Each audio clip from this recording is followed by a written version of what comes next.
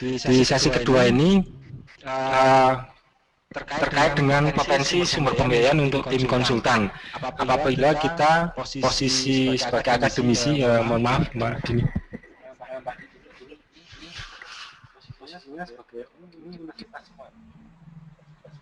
Artinya ini posisi kita sebagai tim konsultan atau pendamping di daerah kita masing-masing ya. Apabila kita mendampingi dinas kesehatan di dinas kesehatan, rumah sakit maupun SKPD yang lain terkait dengan kesehatan. Isinya di PowerPoint yang kedua ini adalah latar belakang, siapa tim teknis dan tupoksinya, kemudian potensi pendanaannya, dan standar biaya untuk tim teknis. Ini adalah contoh.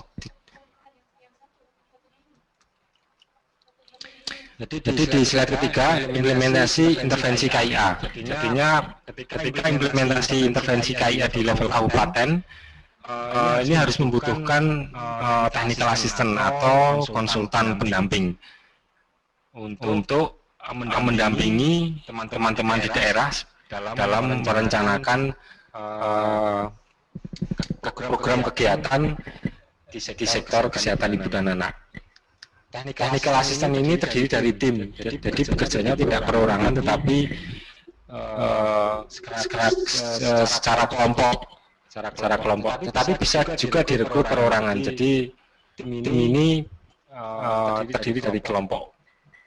Tim ini ada di tingkat nasional dan di level provinsi, jadinya memang tidak serta-merta di kabupaten, tetapi memang kita sarankan memang di level provinsi karena akan lebih mudah untuk koordinasi ya di level provinsi. Tetapi bisa jadi tim konsultan atau tim asisten ini bergerak di level kabupaten. Kemudian tim TA ini atau tim technical assistant ini terbagi menjadi dua tim. Pertama adalah tim teknis dan tim advokator atau tim lobby lah, tim untuk melobi. Ini bekerja dengan masing-masing tupoksinya ya. Tetapi di setiap tim ini ada koordinator. Pendanaan dari tim technical assistant ini lewat nasional dan lewat provinsi, dengan dana-dana nasional dan tingkat provinsi. Siapa yang tergabung dalam technical assistant? Di level nasional ada teman-teman di Kementerian Kesehatan, di Litbangkes, Bapokes, Bappenas, mungkin BKKBN pusat mungkin ya, atau di akademisi yang di tingkat pusat. Kemudian di level provinsi bisa tenaga fungsional, dinas kesehatan provinsi, tim akademisi universitas, dan beberapa pemerhati atau konsultan swasta di luar akademisi. Siapa anggotanya? Tim teknis, karena kita tadi bicara ada dua tim teknis dan tim advokator. Tim teknis sendiri terdiri dari Bapeda sebagai koordinatornya, kemudian ada dinas kesehatan kota, RSUD, P2KP ini yang dulu BKPN, Kemenkes atau Litbangkes, Bakalkes, dinas kesehatan provinsi, di universitas dan organisasi profesi. Sedangkan tim advokator sendiri Setda atau sekretariat daerah yang menjadi koordinator, kemudian ada Bapeda, dinas kesehatan, RSUD, dinas kesehatan provinsi, universitas juga ada, kemudian organisasi profesi. Tupoksi dari tim teknik adalah sebagai fasilitator di tingkat kabupaten atau kota dalam analisa masalah dari minggu pertama kita belajar ya, sampai program kegiatan yang siap dimasukkan dalam dokumen perencanaan dan anggaran. Kemudian menjadi pendamping di setiap perencanaan program kegiatan sampai dengan implementasi program dan kegiatan. Kemudian sebagai tim juga untuk evaluasi program kegiatan yang telah direncanakan dan diimplementasikan oleh kabupaten kota. Jadi tim teknis di tingkat provinsi ini akan menjalani tupoksi seperti ini. Kemudian tim technical assistant yang kedua adalah tim advokasi. Ini tupoksinya adalah sebagai tim advokasi yang membantu tim perencana kabupaten kota dalam merumuskan metode advokasi perencanaan penganggaran untuk eksekutif dan legislatif. Kemudian sebagai pendamping tim perencana kabupaten kota untuk mengajukan anggaran di legislatif. Kemudian juga membantu untuk monitoring evaluasi program kegiatan di kabupaten kota. Dari mana pembiayaan untuk technical assistant ini? Di level nasional bisa jadi sumber dananya adalah dari kementerian dengan dana program, dalam bentuk dana program, misalkan dari program di PPSDM atau di pengembangan sumber daya manusia kesehatan PPSDMK. Ini bisa dimasukkan di situ, atau di setiap direktorat juga bisa. Kemudian dana dekonsentrasi Kementerian Kesehatan ini juga ada ya, harusnya ada. Karena kalau kita lihat di SK Dikon itu juga muncul beberapa program untuk BIMTEK, untuk monitoring, untuk koordinasi dan lain sebagainya. Kemudian di tingkat nasional juga ada dana donor. Ini karena di negara kita sekarang donor dananya sudah dijadikan satu di Bappenas, jadinya mungkin lebih bagus sekali untuk bisa dikoordinasikan oleh Bappenas. Kemudian dana di level provinsi ini bisa kita lihat dana dekonsentrasi provinsi ini juga ada dananya. Kemudian dana APBD provinsi, dana otsus untuk wilayah khusus. Kemudian untuk level kabupaten juga dari dana APBD dan dana swasta.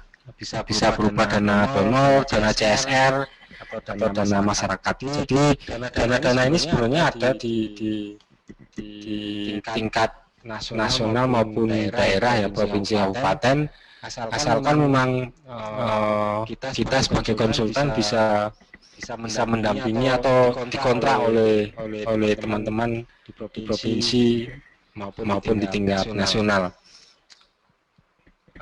Caranya mungkin ini yang perlu jadi usaha kita untuk bagaimana kita bisa menjadi pendamping di setiap kabupaten, karena selama teman-teman di dinas kesehatan atau di kabupaten, provinsi dan kabupaten maupun di tingkat nasional tidak punya tim pendamping perencana, saya yakin memang perencananya akan begitu terus. Jadinya kita lihat, kita belajar dari APBN ya, dari APBN ada, kalau Bapak Ibu ingin melihat anggaran pendapatan dan belanja negara itu di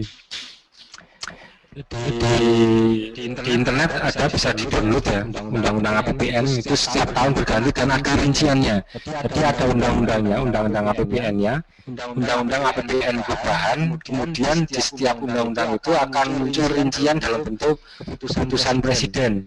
Nanti di keputusan presiden itu akan selalu ada. Jadinya di Kemenq Bapak itu bisa mendownload di websitenya Kemenq, Dirjen Anggaran Kementerian Keuangan. Jadinya Bapak Ibu bisa mendownload dan bisa dibandingkan setiap tahunnya apakah dari rincian itu ada yang berubah atau tidak. Ini yang perlu dievaluasi atau bisa menjadi pembelajaran kita bahwa memang perencanaan di kesehatan itu membutuhkan pendamping, dan dari pendamping ini tidak hanya unsur dari pegawai pemerintah atau pegawai swasta, tapi juga harus ada unsur dari universitas sebagai lembaga independen atau lembaga yang lebih bisa mempunyai mengembangkan wawasannya dari sisi pengetahuan dan dari sisi implementasi di lapangan.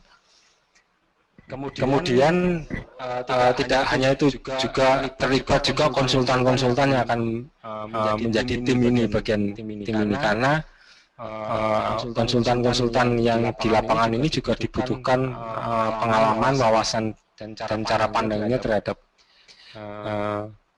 program kegiatan yang pernah dilakukan oleh teman-teman dinas kesehatan, rumah sakit maupun puskesmas. Oke, untuk mengetahui pembelanjaan atau sumber dananya, saya tunjukkan saja alur APBN yang tadi sudah saya tunjukkan ya. Saya tekankan kembali bahwa dana dekonsentrasi di provinsi bisa kita memakai dana dekonsentrasi, kemudian bisa dana-dana PNPM atau dana bantuan. Kemudian di daerah bisa dana perimbangan, dana otsus, dan dana-dana lain yang ada di daerah. Tapi ini tentu saja ini tergantung dari pengusulan pemerintah masing-masing di daerah, dan kebanyakan yang terjadi memang sekarang UGM sendiri didanai oleh dari donor dan sebagian dari pemerintah Provinsi Papua ya, yang sudah kita lakukan. Jadi pendampingan perencanaan di sektor kesehatan ibu anak sudah kita lakukan di beberapa kabupaten di provinsi dengan bantuan donor dan bantuan dari pemerintah provinsi. Dan kita sudah membentuk tim perencana khusus di tingkat provinsi Papua. Dan saya harap ini perencanaan pendampingan ini tidak hanya di sektor KIA, dan kita akan kembangkan di sektor-sektor lain. Jadi utuh untuk perencanaan dan penganggaran sektor kesehatan. Dan ini bagus juga dikembangkan untuk kabupaten dan provinsi lain di Indonesia, karena memang provinsi dan kabupaten di Indonesia memang belum punya tim technical assistant untuk perencanaan dan penganggaran di sektor kesehatan. Berbeda dengan PU yang selalu punya konsultan di setiap rencana, misalkan membangun gedung atau membangun jembatan, itu sudah ada konsultan perencana di setiap kegiatannya, setiap item programnya. Ini yang membedakan kita dengan PU. Kemudian dana dekonsentrasi, misalnya dana dekonsentrasi ini untuk non fisik. Kalau kita lihat di perencanaannya, ini ada di internet ya. Kalau Bapak Ibu bisa download di SK Dekon setiap tahunnya, ada juga yang menjelaskan setiap item kegiatan. Artinya ada koordinasi perencanaan, ada fasilitasi, pelatihan, pembinaan, pengawasan, dan pengembalian. Ini yang tersedia di program kegiatan untuk dana dekonsentrasi. Dana dekonsentrasi setiap tahunnya naik ya untuk beberapa tahun ini. Yang di slide ini kalau kita lihat ada grafiknya, tadinya memang setiap tahun naik. Ini memang perkembangannya naiknya tidak banyak, ini ada yang naik, ada yang turun nih. Oke, selanjutnya dana dekonsentrasi ini memang bisa digunakan untuk technical assistant, karena memang beberapa kegiatan mengarah ke sana ya. Dan akan lebih jelasnya memang perencanaan ini harus dimulai di tingkat provinsi, karena memang yang mengusulkan sebenarnya dana dekonsentrasi ini sesuai juknis atau menu yang sudah ditentukan oleh Kementerian Kesehatan. Tapi ini menurut informasi memang masih bisa diusulkan oleh provinsi, dinas kesehatan provinsi maupun tingkat provinsi untuk menjadi salah satu menu di juknis dana dekonsentrasi. Contohnya kegiatan dana dekonsentrasi di program gizi ibu dan anak di slide berapa ini ya?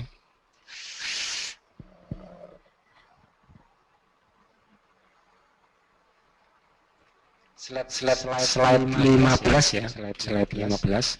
Ini contoh kegiatan di program gizi kesehatan ibu dan anak di Satker, Satuan Kerja di Dinas Kesehatan Provinsi. Jadi ada pembinaan pelayanan ibu dan reproduksi, pembinaan pelayanan kesehatan anak, gizi, pembinaan dan pengembangan pengawasan program pelayanan, pembinaan upaya, PUK, dukungan manajemen, dan ini semuanya sebenarnya bisa dimasukkan sebagai salah satu tupoksi untuk technical assistant. Termasuk perencanaan dan evaluasi program ini ada di pemanfaatan dana dekonsentrasi. Dan ini kita jelaskan lagi di pelayanan kesehatan ibu. Ada beberapa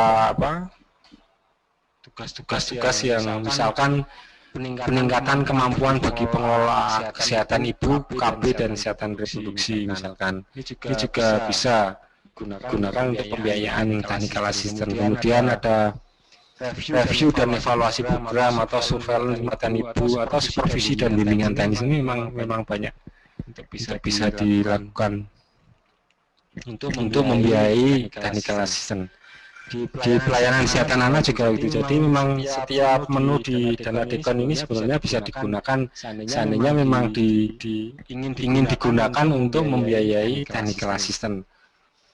Sama dengan program kesehatan ibu dan anak P2PL sebenarnya juga punya program-program yang dapat digunakan untuk technical assistant. Artinya sebenarnya technical assistant ini tidak hanya digunakan di level kesehatan ibuan, tetapi bisa digunakan di program yang lain.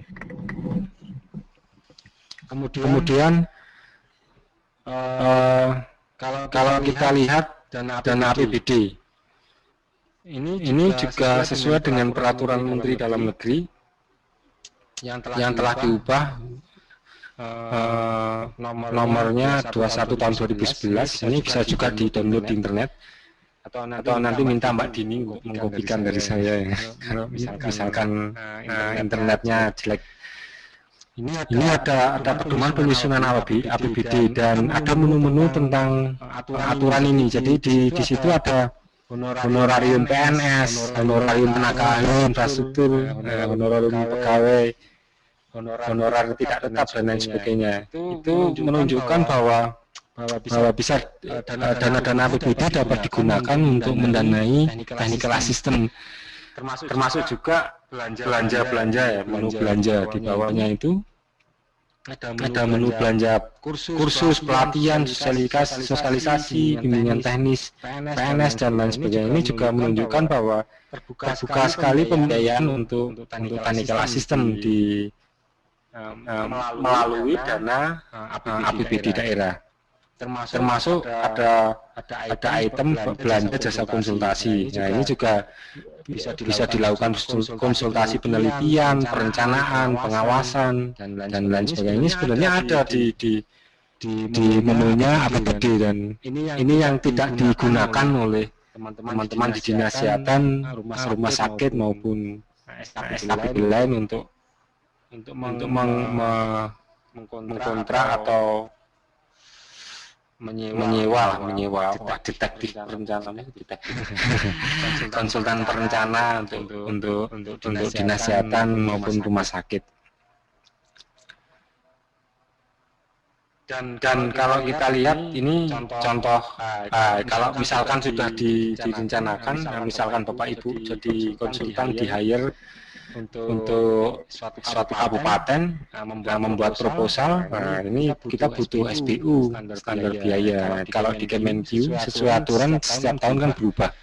Dan ada contohnya untuk biaya konsultan pejabat salon misalnya dan lain sebagainya yang untuk dimasukkan dalam proposal. Berapa harga yang pas untuk pembiayaan. Jadi jangan tidak terlalu tinggi juga tidak terlalu murah.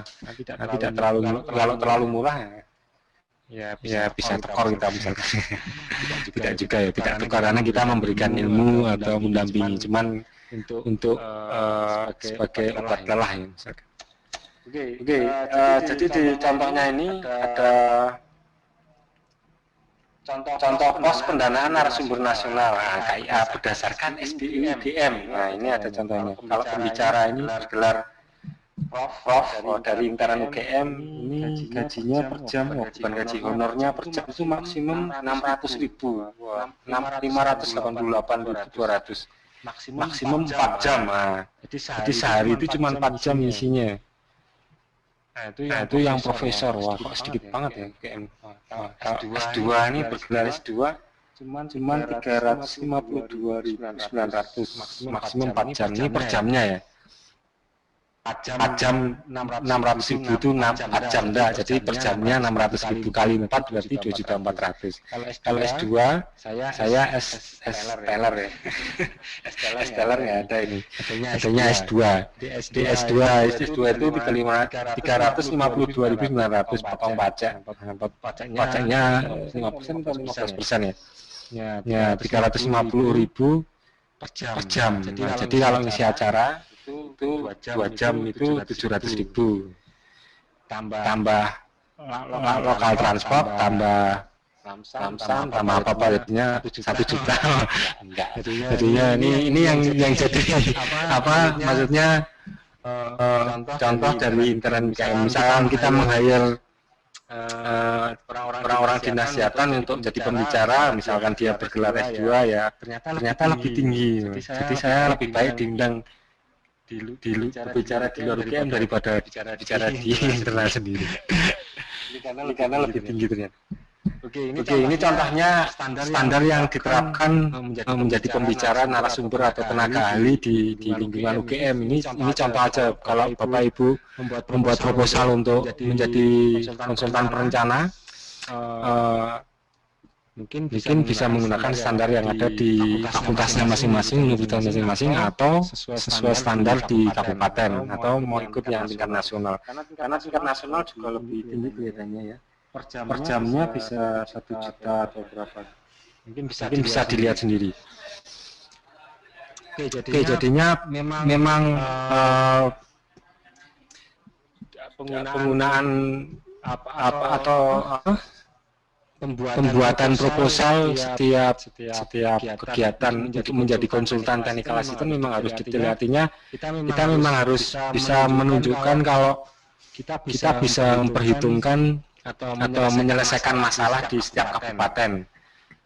Seperti contohnya tadi bagaimana menyusun perencanaan berbasis bukti. Artinya bukti itu tidak hanya data, tetapi bukti-bukti ilmiah yang telah memang terbukti menyelesaikan masalah. Dan timnya ini tidak hanya tim konsultan ya, tim teknis tadi harus juga melibatkan dokter-dokter yang ada di rumah sakit. Artinya dokter-dokter seperti dokter anak, dokter anestesi, dokter SPUG atau kebidanan ini yang bisa memperhitungkan apakah strategi itu bisa dilakukan di tingkat daerah. Ini yang bisa kita sampaikan. Dan yang terakhir adalah dana penyesuaian. Sebenarnya dana penyesuaian ini berpeluang untuk bisa kita gali untuk mendanai tim technical assistant di tingkat nasional maupun provinsi, karena ini adalah dana APBN yang bisa kita dapatkan kalau ada lobbying. Nah, siapa yang melakukan lobbying? Tentu saja teman-teman di Kementerian Kesehatan. Nah, tugasnya kita adalah bagaimana Kementerian Kesehatan bisa membutuhkan technical assistant di tingkat nasional dan di tingkat daerah. Dan tentu saja teman-teman universitas inilah yang bisa mendorong atau membuktikan kalau Dinas Kesehatan, SKPD, SPD terkait kesehatan ini membutuhkan tim rencana di tingkat daerah dan di tingkat provinsi. Dan itu yang bisa kita sampaikan, saya sampaikan. Silakan kalau ada pertanyaan seputar konsultan ini ya, tim konsultan ini, kami persilakan. Terima kasih atas perhatiannya, dan Assalamualaikum warahmatullahi wabarakatuh.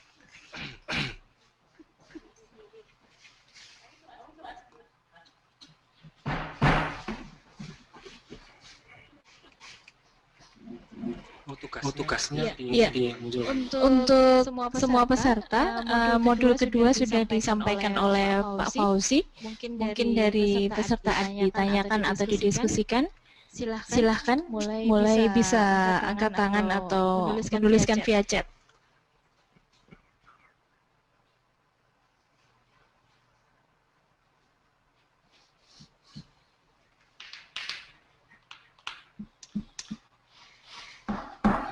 Penugasan ini udah belum ya?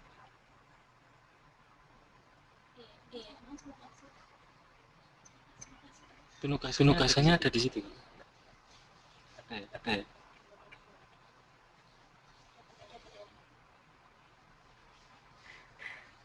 Ada setiap modulnya.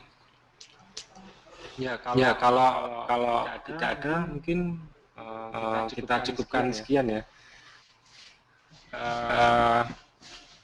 Dari penugasan itu pertama mungkin diperbaiki kembali, diteruskan strategi apa yang sudah Bapak Ibu buat, kemudian diperhitungkan. Jadi strategi ini tidak berhenti strategi, artinya strategi ini secara garis besar ya, strategi ini bisa muncul kembali beberapa kegiatan yang lebih operasional di lapangan. Jadi mungkin Bapak Ibu lihat kembali strategi yang telah dibuat, apakah itu sudah operasional atau belum. Jadi setelah strategi akan muncul kegiatan-kegiatan yang lebih detail, yang lebih operasional. Yang kemudian kegiatan itulah yang diperhitungkan secara detail untuk pembiayaannya. Jadi coba tugasnya adalah lebih gali lebih dalam potensi pembiayaan atau sumber dana apa saja yang dapat digunakan untuk melaksanakan strategi di daerahnya masing-masing ya. Jadi setelah diperhitungkan total biayanya dari masing-masing kegiatan,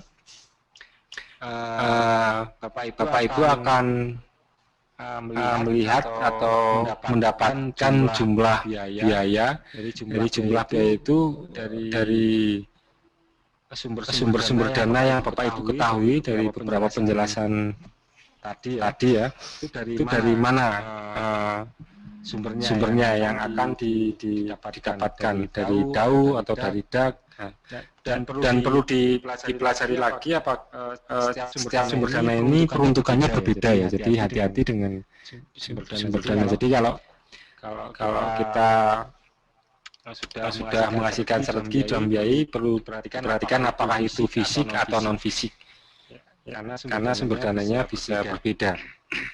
Kemudian diestimasi berapa total dan berapa tahun strategi itu diimplementasikan. Misalnya gede banget tuh, dari total satu intervensi berapa total strateginya, kalau besar berapa tahun itu akan tercapai. Dan sudah dibuat belum prioritasnya, misalnya pencapaiannya 10%, 20% setiap tahun, dan lain sebagainya. Selamat mengerjakan tugasnya, saya kira itu yang saya sampaikan. Untuk modul kedua, untuk ininya penugasannya.